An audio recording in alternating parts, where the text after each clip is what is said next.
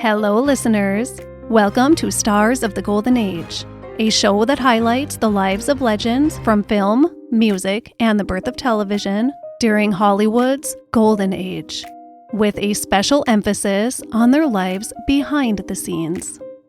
I am your host, Erin Carlson.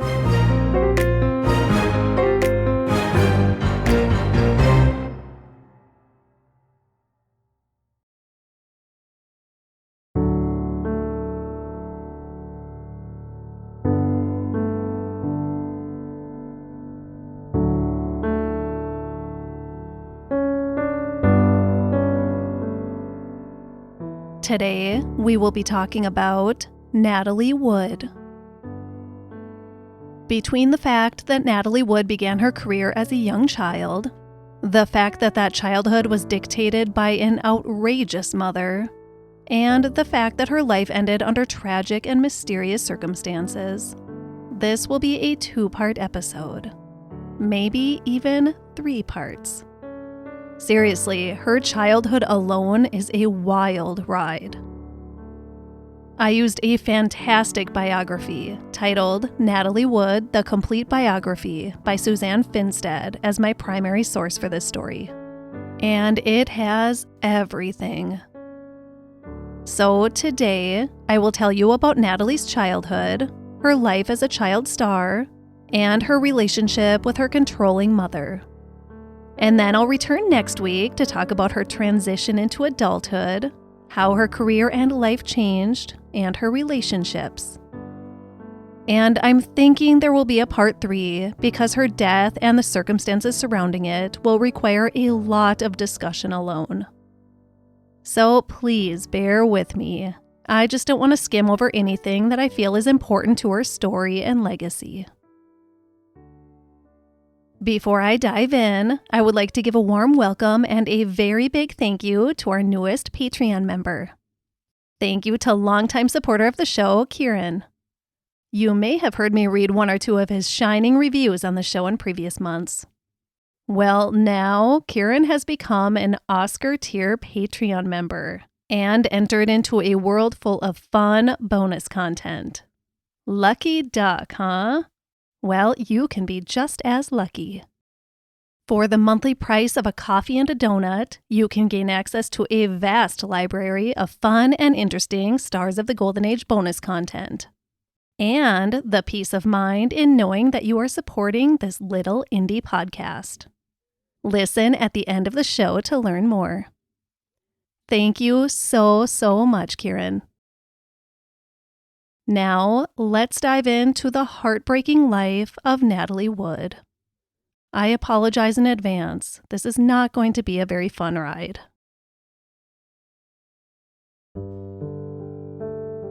Natalie Wood was born as Natalia Nikolavna Zahadenko to parents Marusia or Maria and Nikolai or Nick, both Russian immigrants.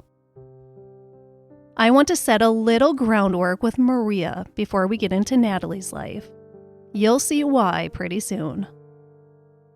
Natalie's mother, Maria, was described as feverishly imaginative and a pathological liar in the book Natalie Wood, The Complete Biography. After learning more about Maria myself, I could add about a dozen more adjectives to that list describing her. And none of them would be very complimentary. Maria even claimed to be related to the famous Romanov royal family. She also claimed to have become a Chinese princess during her time in China after she fled Russia. I read time and time again that one could never trust a word that came out of Maria's mouth as truth. It was almost always highly engaging and very entertaining, but most of the stories she told of her life were nothing more than wild, colorful, tall tales. Maria immigrated to the United States with her first husband, Alexei, and their little girl, Olga, in 1930 in order to escape communism. They settled in San Francisco. Actually, Alexei had made the voyage about 10 months before Maria and Olga did. By the time Maria and Olga arrived in California, After a long and grueling voyage, Alexei had informed his wife that he had taken a mistress and he had no intentions of ending the romantic relationship with her. He told Maria he was a very passionate man and he simply could not go almost a year without a woman, as he just had to do. Eventually, Maria began her own affairs, including with the man that would become Natalie Wood's father, Nikolai Zaharenko, also a Russian immigrant. Maria had grown up with some privilege. At least most biographers believe so. But again, we can't trust anything she's actually said. But when she arrived in San Francisco, she entered into a life of poverty, far away from home. To escape this new reality, like many people did, she went to the movies. According to her oldest daughter, Olga, Maria would take the family's precious grocery money and go to the cinema alone. She dreamed of stardom for herself. Both having romantic relationships outside of their marriage, Alex and Maria divorced in 1935, and Maria started a new life with Nikolai, and still continued to have other affairs. Still, Nick and Maria got married on February 8, 1938. And 5.5 months later, on July 20th, 1938, Natalie gave birth to her second daughter, a child she knew from the moment she began developing inside of the womb was something extraordinary. She believed this mostly because a gypsy fortune teller had assured her of it. That same fortune teller, according to family legend, told Maria that her daughter would one day meet a tragic end as the result of a drowning. Maria wasn't alone in her immediate obsession over her newborn daughter, whom they called Natasha. Her father, Nick, who had now changed the family's last name to Gurdon, was just as spellbound by his little girl, and very, very protective. If he allowed people to come close to her in those early months of her life, he required them to wear a mask whenever near her. Nick's protective nature spilled over into domination and control often. He was a strict husband and father, requiring his stepdaughter Olga and his daughter Natasha to curtsy and never ask questions. He did have an affection for vodka, though, which only made these traits worse. Natalie later recalled that when he was sober, he could be very loving. But when he was drinking, he was very, very difficult to be around. It sounds like he had two completely different personalities, the one fueled by vodka and the one not. Poor Olga, Maria's firstborn child, was left to pretty much fend for herself now that Natasha was the sole purpose of her mother's existence. Olga was 10 years old when her little sister was born, and she was pushed aside the second her baby sister came into the world, unless she was needed to babysit. She was actually the only person Nick and Maria trusted to babysit Natasha. You would think Olga would be resentful of this lack of equal love and attention, but she didn't seem to feel that at all. She adored her baby sister. There was no way she could not love her. She was so sweet and so adorable. An old soul, even from a very young age, Olga would later say.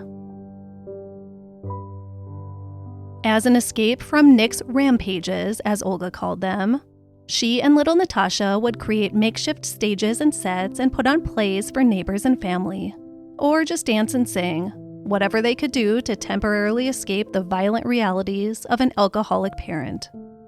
Mostly an escape for Olga, since she was much older than Natasha and understood more about what was happening.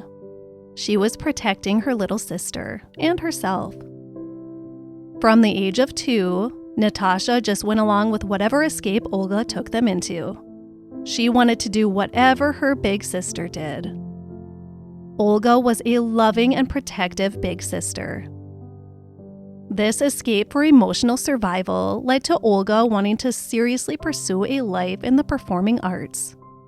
But Maria was more focused on getting her younger daughter into that life. As Natasha grew, her mother continued to be obsessively consumed with the idea that her daughter was extraordinarily unique and destined for unparalleled greatness, that she was going to be a great star one day. Natalie later said, quote, "When we walked down the street, Mother would put coins on the sidewalk when I wasn't looking, and when I found them, she'd tell me it was magic, and that I was destined to be someone magical. For years, I believed in magic," end quote. And in reference to Maria's molding of her daughter, a friend later said, quote, "She brainwashed her that she was this special child," end quote. Maria would hypnotize her little girl, pushing mental images of stardom into her mind, while also promoting a great fear of water. Maria was terrified of the premonition of drowning the fortune teller had given her when she was pregnant with Natasha, and she did whatever she could to shower those fears right on down onto her daughter. She created such a sense of paranoia and fear in her young daughter that Natasha was even scared to have her hair washed or to take a bath. Maria completely manipulated her very impressionable, growing child's developing mind. Even Maria herself later said, "God created her, but I invented her." As if the unpredictability of her father and the damaging manipulation of her mother weren't bad enough, the family also moved often. So Natasha didn't have an ounce of stability or consistency in her life. By the time she was 3 years old, the family had moved 4 times. In the fall of 1942, with the U.S. now deep into World War II and Maria and Nick just as poor as they'd always been, Maria saw a little cottage in Santa Rosa that she just had to have. She didn't care that they had no money. She was the type of woman that if she wanted something, she was going to make sure she got it. So she stopped in and learned that the owner of the cottage was in a deep despair because his wife had left him for the carpenter that he'd hired to fix the place up. Well, Maria knew a good target when she saw it, and a heartsick man was just that, a good target. She turned on her charm and manipulated the owner of the cottage perfectly. She convinced him into selling the place to her for a $100 down payment. That would be just under $2,000 today. Every last penny Maria and Nick had. She promised him she would secure a loan for the rest of it. Olga had been present when this deal took place. She conned him into it, she said. I think he even gave her money to buy furniture. It's uncertain if Maria knew this little nugget of information or not before deciding she had to have that cottage. But Alfred Hitchcock was in Santa Rosa filming Shadow of a Doubt at that exact moment in time. And with that, now living right in the center of the action, Maria began dragging her adorable future star of a daughter, Natasha, to all of the filming locations and got herself centered as close to the crew and brilliant director as possible. Hitchcock didn't fall into Maria's trap, but the next director to show up in Santa Rosa did, after much butting in and pushing on Maria's part. The movie was Happyland, starring Dawn Amici and directed by Irving Pitchell. Maria put her stage mom antics into overdrive. She wasn't going to allow another movie to slip through her fingers without her little 4-year-old starlet getting in front of those cameras. She groomed Natasha and how to approach and what to say to director Irving Pitchell, and told her to not take no for an answer. Pitchell knew instantly what was happening, and he felt so bad for little Natasha. But he also thought she was the sweetest, most adorable thing he'd ever seen. So he gave her a tiny, non-speaking cameo in Happyland. This was Natalie Wood's film debut.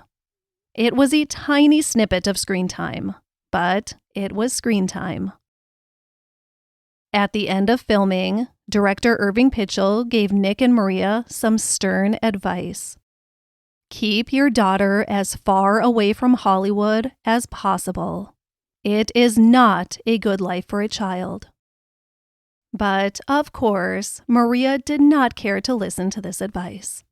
Her daughter was going to be a Hollywood star. And then Maria began corresponding through letters with Pitchell, pretending to be her now barely 5-year-old daughter writing to him, a child who could not yet read or write. I would love to see what those letters looked like. This woman was something. Unfortunately, Maria's manipulation and control of her daughter left a lot of damage in its wake. A lot. Natalie later said of her mother's grooming from such a young age, quote, "I learned at an early age that if you are nice to men, you can get anything you want from them," end quote. And she said she always did what she was told. This is just one example of the damage Maria had instilled in her daughter, the way she portrayed how the world worked to her child. The saddest part is that Natalie just wanted to be a kid. She wanted friends and fun and exploration.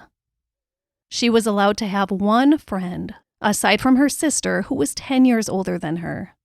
Maria allowed her to have a friendship with a little boy who lived across the street, Edwin. But even that friendship was strictly overseen. Natasha was completely controlled and manipulated and stripped of her childhood, because a fortune teller said that her destiny was fame and greatness. And Maria was making sure that she was raised with that and only that in mind, getting her to that stardom.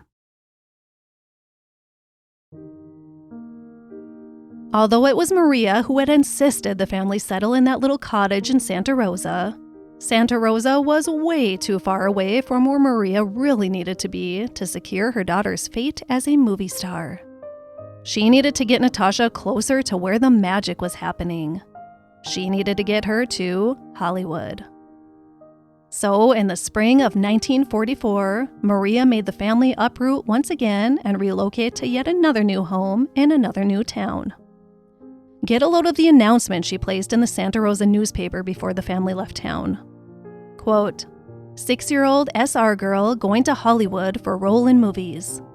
Little Natasha Gurdon, 6-year-old daughter of Mr. and Mrs. Nicholas S. Gurdon of 2168 Humboldt Street, will leave shortly, probably about the first of the week, for Hollywood and her chance at a motion picture career. End quote. It went on to suggest that director Irving Pitchell had handpicked Natalie to become his newest star, and that she could be seen on the silver screen very soon and very often. Maria really wanted everyone in Santa Rosa to think that there was a contract and film career anxiously awaiting her little Natasha. That she was chosen out of all the children in the whole world to be the next child movie star. When the family left Santa Rosa bound for Hollywood, Natasha was just shy of 6 years old. And it marked the end of what small childhood she was allowed to have. Childhood was over. She was ripped from her home and her only friend. None of that mattered anymore, according to Maria. She was going to be a star. And that expectation, the idea that the entire family was packing up and moving over 400 miles away so she could become a famous movie star, was a lot of pressure to put on a 6-year-old child. And she definitely felt it. There they were in Hollywood in June of 1944, with no home, no money, no jobs. But a lot of sheer certainty that their golden child, Natasha, would change all of their lives, and maybe even change the world. Maria finagled her way into the small apartment occupied by a former dance teacher of Olga's. This woman must really have been the most masterful manipulator to ever exist. She moved her family of 4 in with this woman. But it would be temporary, of course, because Natasha was going to be a movie star very soon, Maria would say. Not if it was up to director Irving Pitchell, though. And Maria really thought he was going to be their meal ticket, their ticket to the top. Pitchell knew all too well what life was like for a child actor. Working in the business usually means the end of childhood, and he didn't want that for Natasha, and nor should her parents. But Maria didn't care about any of that. She wanted her daughter to be a star, period. Pitchell really didn't want to be the one to help her get there, though. But Maria was brutally persistent and very manipulative. She would not leave the man alone, and she even used Natasha as a pawn, having her telephone him and beg for a part. When she finally did get an audition, she didn't do great. It was a really emotional part, and she couldn't quite deliver the emotional trauma that the part required. So, her mother trained her how to cry on cue. Actually, she first ordered older sister Olga to do it. So, Olga told Natalie to think about the day that their beloved dog was tragically killed in the street. It worked. Then Maria stepped in and took it one ugly step further. At auditions, she would describe in detail the act of pulling the wings off of a bird. Or, worse yet, she would physically take a butterfly out of a jar that she brought with her and tear its wings off right in front of her daughter. Horrible. And it, of course, worked very well at inducing tears. From that point on, Natasha felt a ton of anxiety and fear when she knew that she had to do a crying scene. It was very traumatic for her. Her mother did this to her. Her own mother. Just another trauma to add to Maria's big book of traumas. Irving Pitchell finally gave in to Maria's hounding and cast Natasha in his movie Tomorrow is Forever with Orson Welles and Claudette Colbert. He knew Maria was going to stop at nothing to get her daughter into the movies, and he was afraid at what she might try next. At least he could protect the little girl, he thought. Maria wins. It was at this point that Natasha Gurdon officially became Natalie Wood, a change made in order to anglicize her name, something that was very commonly done. The name Wood was inspired by director Sam Wood. She would remain Natasha Gurdon legally, but for all intents and purposes, she would officially now be known as Natalie Wood. Natasha hated her new name. Natalie was put under even more severe pressure now that she had landed the role in Tomorrow is Forever.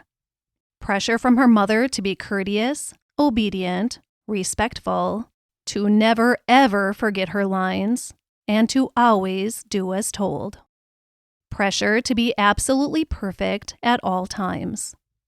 Because Natalie's performance in this movie would determine if she would be kept by Universal International Pictures under a 7-year contract or not. Natalie's first official male co-star, Orson Welles, was instantly blown away by her abilities as a child actress. He referred to her talent as, quote, terrifying, and said, quote, I've had a lot of experience with child actors, but Natalie was far and away the most memorable, even more so than Liz Taylor. She was a professional when I first saw her.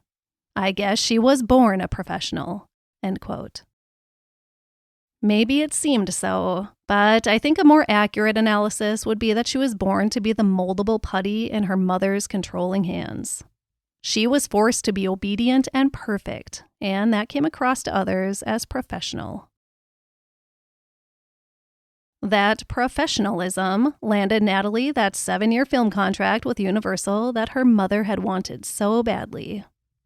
Her starting salary was $125 per week, or about $2,000 per week today, and it would increase every year until reaching $750 per week, or about $9,400 per week today, in her final contracted year. As you can imagine, Maria was very happy about this. Maria got her payday. She got to live the life she dreamed of living vicariously through her daughter. But Natalie was not happy. She missed her best friend Edwin back in Santa Rosa, her only friend. And she missed just being a child. She missed peace and freedom. She was surrounded by people constantly now. The only time she ever got alone was in her bed at night. Every waking hour was spent surrounded by adults, especially now that her mother was instilling a fear of potential kidnappings into her as well, now that she was an actress. She wasn't allowed to have any child friends. She was under constant adult watch. Debilitating anxiety was brewing in the young girl, fueled mostly by her own mother, and every decision Maria made for her daughter's life added to it. Natalie was put to work right away with her contract and was immediately a busy child star in Hollywood. When she wasn't working on a film production, she was in dance or piano lessons. Maria was going to make sure her daughter was capable in every talent possible. She told her, "No matter what they ask you, you can sing, dance, swim, ride. Always say yes. You can learn later." Since Natalie was Maria's number one priority, older sister Olga was stripped of her own voice lessons, which were very important to her and the future that she wanted for herself. Maria wouldn't allow it anymore. So Olga just secured babysitting and department store jobs and paid for her singing lessons herself. I really don't know how Olga kept a positive attitude throughout this childhood she had under Natalie's shadow, but she seemed to keep one, and she was very proud of her little sister's success. She suffered a lot of personal sacrifices for it, though.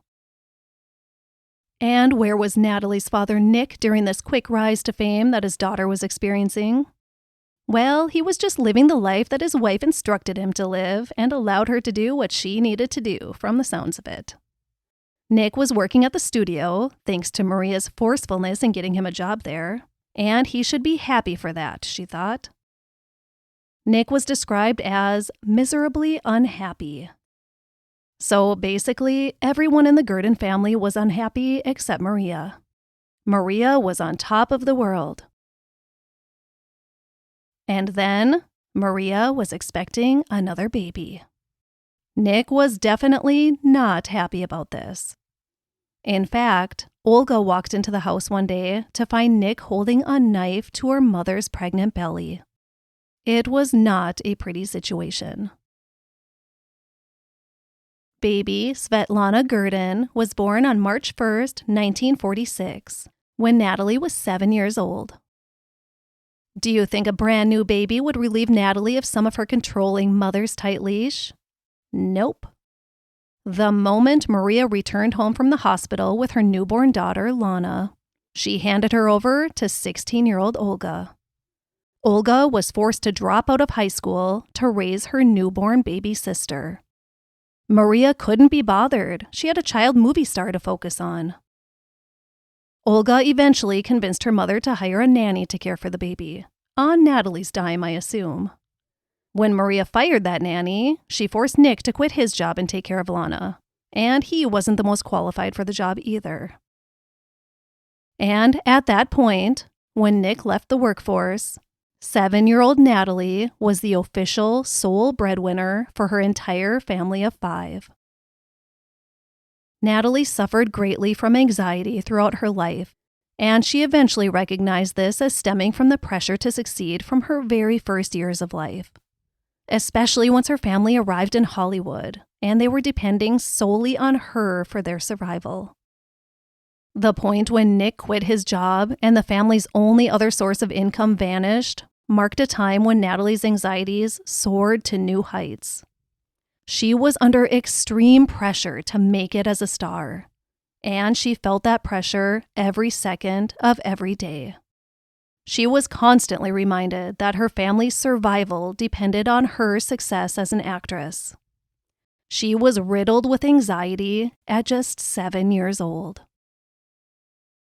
The pressure grew so intense that by the winter after she turned 8, she suffered from temporary paralysis that her parents feared was polio. But it turned out to be a psychological response to the trauma and intense anxiety and pressure that she was constantly under. How sad is that? She was 8 years old.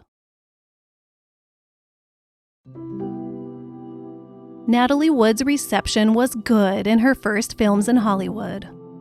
Luella Parsons, whose opinion mattered almost more than anybody else's in the business, said she was remarkable and would eat your heart out. The first movies weren't giant hits, but Natalie sure seemed to be. And then came the beginning phases of a low-budget little picture Fox was making in the fall of 1946 when Natalie was 8 years old. A Christmas movie. Fox wasn't putting much energy into the movie as they didn't expect for it to be much of a success at all. But Maria knew that the story was unique and special, and that the role of the little girl in the movie was something she had to get Natalie cast in. So, she had Natalie emulate Hollywood's #1 child star of the time, Margaret O'Brien, and be her in every way during her screen test. Look like her, talk like her, move like her. Maria put intense pressure on Natalie to secure this particular role in this movie, even though she was about to start filming another movie at the same time, The Ghost and Mrs. Muir. Maria's pressure worked. Natalie got the part in that Christmas film. The movie was Miracle on 34th Street. I did a bonus episode over on Patreon this month all about the production of Miracle on 34th Street. It's pretty interesting if you want to head on over and join so you can check it out. I'll talk a little about it today, but you can find some fun behind-the-scenes stuff on that bonus episode if you're interested. Here's what I'll say about Miracle on 34th Street today, though, as we talk about Natalie Wood. It was a very happy film shoot. The cast and crew became like family, and the whole experience was sprinkled with happiness and positivity. Two things Natalie Wood did not know from her family life. Natalie Wood was 8 years old, and she sincerely thought actor Edmund Gwenn, who played Santa Claus, was actually Santa Claus. She developed a very sweet relationship with both Edmund Gwenn and her on-screen mother, Maureen O'Hara, during the production of Miracle on 34th Street. Natalie's own mother was a pretty rotten mother, as you now know. Not much love and nurturing going on there. And Natalie found those missing qualities in Maureen O'Hara. And Maureen O'Hara felt just as much love and compassion for Natalie as Natalie did for her. They developed a very special mother-daughter bond, something Natalie really needed. Although Miracle on 34th Street was made as a B film at Fox, everyone involved in it knew it was something special. They all knew they were a part of something magical. Much of this being attributed to the magic of Edmund Gwenn himself as Santa Claus. He was the soothing foundation for the whole movie. The heart of the cast and crew. During filming on Miracle on 34th Street, 8-year-old Natalie Wood became known as One Take Natalie. She had a photographic memory, and not only easily memorized her own lines, but always knew her co-stars' lines too if they forgot them. Everyone loved working with her. When Miracle on 34th Street was released in June of 1947, it made Natalie Wood an instant star. She was a hit. Just about perfect, according to Luella Parsons. 20th Century Fox had borrowed Natalie from her contracted studio, Universal International. And after her success in Miracle, they wanted to lure her away and sign her to Fox bad. Universal wasn't willing to let her go from her 7-year contract. They knew what they had in her. So Miss Manipulation Maria devised a plan. She coached Natalie to go to the head of Universal and cry to him that she didn't want to be in the movies anymore. She just wanted to be a little girl. Could he please let her go from her contract so she can just be a typical child? How can a grown man say no to that from a sweet little girl? Universal let Natalie Wood out of her contract so she could be a happy little girl living a happy, normal childhood life. But Maria marched her right on over to 20th Century Fox and presented her daughter to them on a silver platter. You can imagine how happy Maria was when Natalie was signed to a 7-year contract with Fox with a starting salary of $800 per week, increasing to $3,300 by the end of her contract. Remember, she was making $125 per week at Universal. That $800 starting weekly salary would adjust to about $11,600 per week today. And her eventual weekly salary of $3,300 that she would work up to, adjusting to about $40,000 per week today. Maria was happy indeed. Natalie went to public school for just a little bit during her first months in Hollywood, when she wasn't actively working on movies, but otherwise her education was conducted on the studio lot.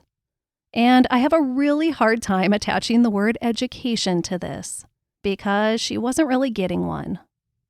This should come as no surprise at all, but Maria manipulated and threatened the studio teachers into giving Natalie A's and B's without having completed the actual work. No homework, no tests. Maria just wanted those good grades to keep in line with the child labor rules. She didn't think her child needed the knowledge being taught at school, not when she was going to be a movie star. All she needed to know was how to read so she could read her scripts. Nothing else was important, according to Maria. As a teacher, I think you can assume how this makes me feel. My heart rate rose considerably as I read about this in Natalie's biography. I'm a pretty chill person, but this woman infuriates me. Public school would have been such a gift to Natalie because it could have offered her at least a little fragment of life of a typical child. Typical experiences and typical friendships. Instead, she became friends with adults on movie sets. She didn't know how to be a kid. She later said, quote, I did feel a bit of a misfit then during that period because I was so comfortable with adults and rather uncomfortable with kids, having not been around very many, end quote. Because her mother wouldn't allow her to be around any children. Her purpose wasn't to play with other children. It was to work with adults and make money. Older sister Olga was having her own struggles with keeping up with her education since their mother didn't seem to think it was a priority at all. Maria had used Natalie's money to buy a bigger house, which meant moving from Hollywood to Burbank, which also meant changing schools for Olga. Olga was a senior in high school at Hollywood High, and she was very involved in the musical theater there. She had a community. She had the only sense of stability in her life at school. But Maria first made her leave school to raise her infant sister, and then she tried to force Olga from her high school again when Maria decided that they were moving to Burbank. It was at this point when Olga put her foot down. She decided to officially separate herself from her toxic and controlling mother, the mother who hadn't cared a bit about her in years. Although busy with school and the school theater, she worked hard at a department store and took on more babysitting jobs so she could afford to rent a room on her own, just to stay in school. She wasn't leaving her life at Hollywood High. Her classmates and her theater group was the only family she had. When it came time for Olga to graduate in June of 1947, she did so without a single member of her family there to cheer her on. Nick was too drunk to drive the family to the ceremony, so they didn't go. Olga graduated alone.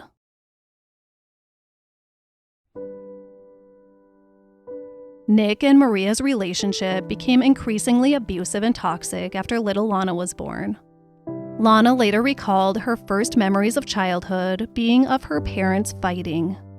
And not just yelling at each other fighting. Nick chasing Maria around with a gun kind of fighting. Maria yelling at Natalie and Lana to hide or run from him. Nick was drinking often, and he was a mean and violent drinker. This is complete speculation by people close to Natalie, but it is believed that she was likely sexually abused by her father. Robert Blake began as a child actor alongside Natalie, and they became close friends. Here's what he said, quote, I never talked to her about it, but I always got that feeling. Coming from that place myself, I can usually smell those kinds of people. Being in show business was never her problem. That was her solution. Her problem was away from the camera. Her problem was a thing called family, love, security. I think the camera became her parents. It was her security blanket." End quote. Natalie's first serious boyfriend, an actor named Scott Marlowe, said this, quote, "All the signs were there. She would never say anything about anybody. I've suspected her father. I've suspected a lot of people, a lot of producers. I suspected Irving Pitchell even. You just don't know with that mother." End quote.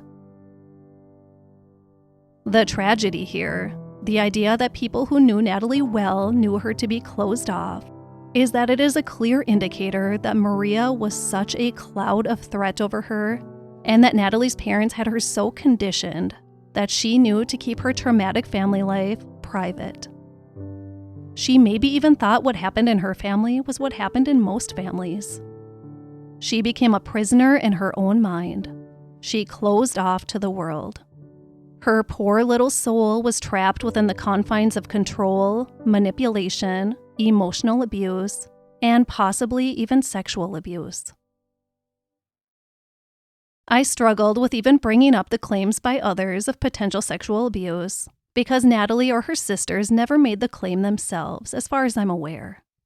In fact, they believe their father was also a victim of Maria's domineering control. They expressed their love for him and had compassion for him. Natalie and her younger sister, Lana, believed any violent behavior Nick demonstrated was a direct result of Maria's instigation. It's just a really difficult situation, and of course nobody knows what the experiences in that household were actually like. What we do know is that it was far, far from happy and nurturing. What happened in that household definitely did not help Natalie's growing fears and paranoia and anxieties, and it would leave her with a lifelong fear of confrontations, even minor ones. It left her with a lot of triggers. Every part of her childhood set her up for a lifetime of emotional struggles. Now that Maria has Natalie firmly planted at 20th Century Fox and is raking in that big, juicy paycheck, Natalie got right to work fulfilling her contracted duties.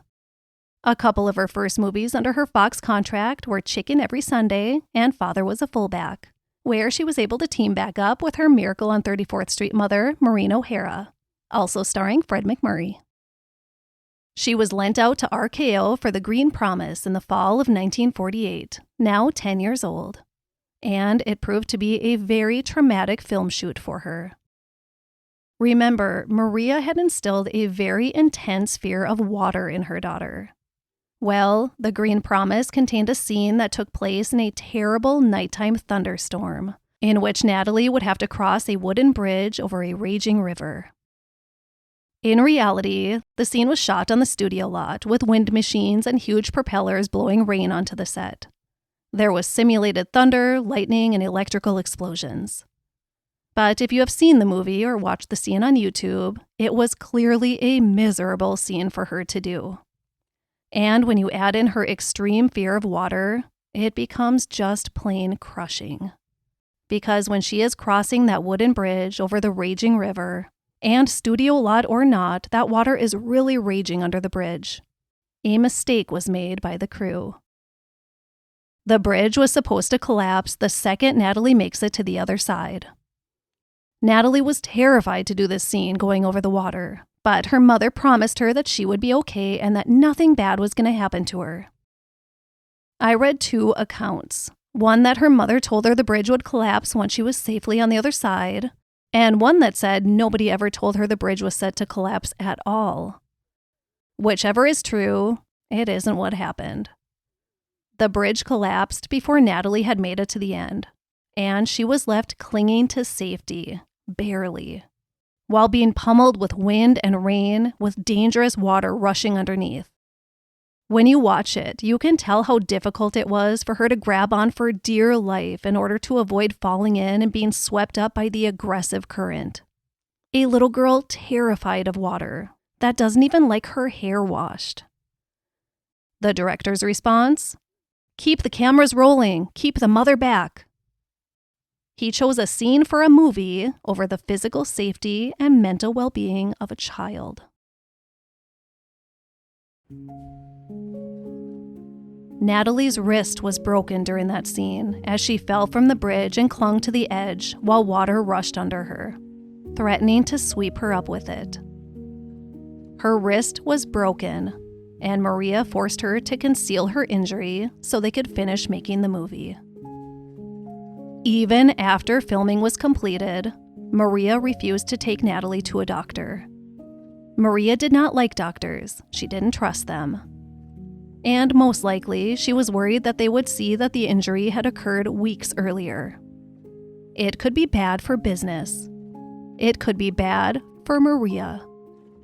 It was indeed very, very bad for Natalie. It was just another traumatic experience that added to her severely tarnished emotional development. Her fear of water was amplified, and her ability to trust was diminished.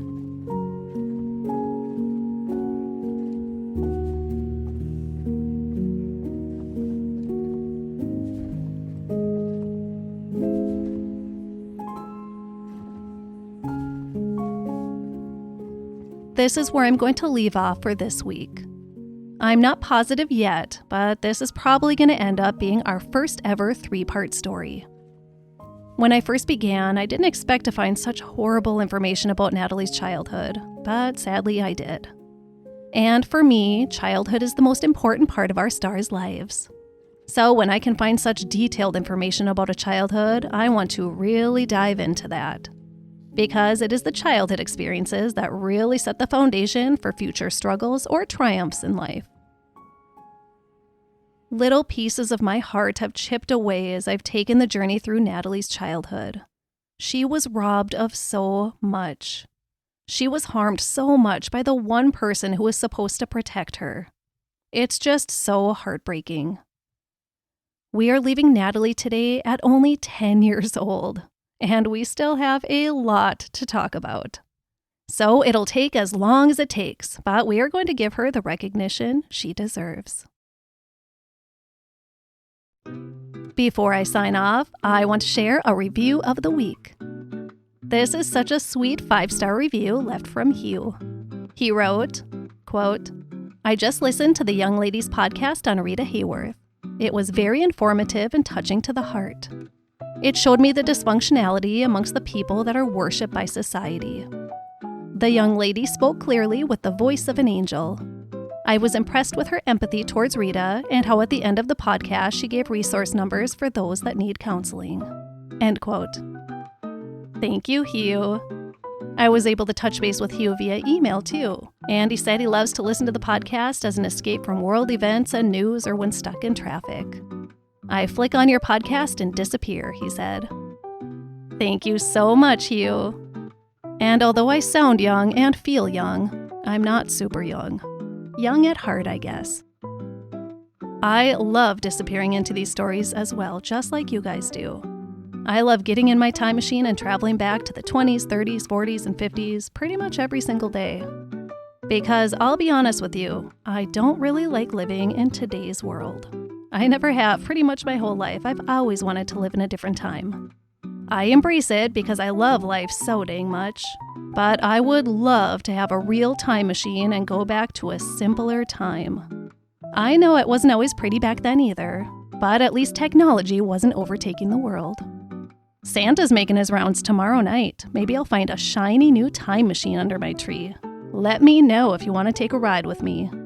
We can start by going back and saving Natalie from her mother.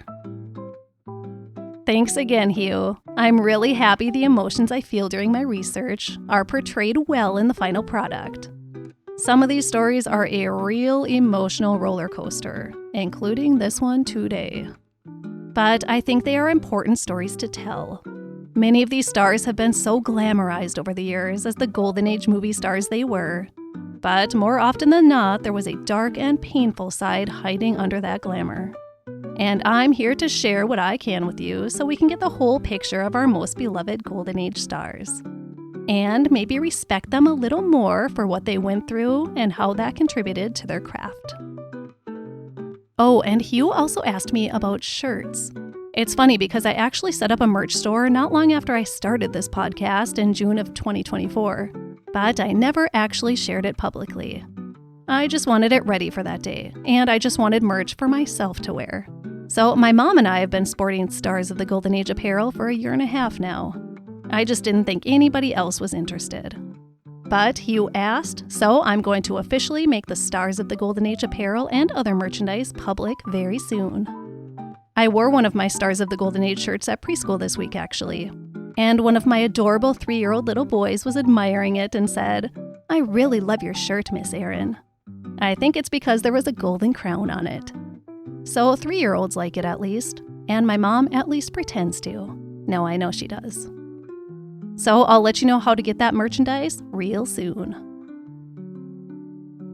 Thanks again also to Kieran for becoming an Oscar tier supporter on Patreon.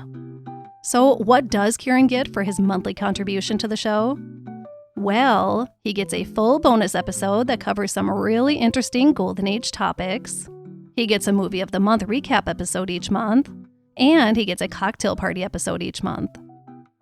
This month's bonus episode took us behind the scenes of the making of Miracle on 34th Street, as I mentioned earlier.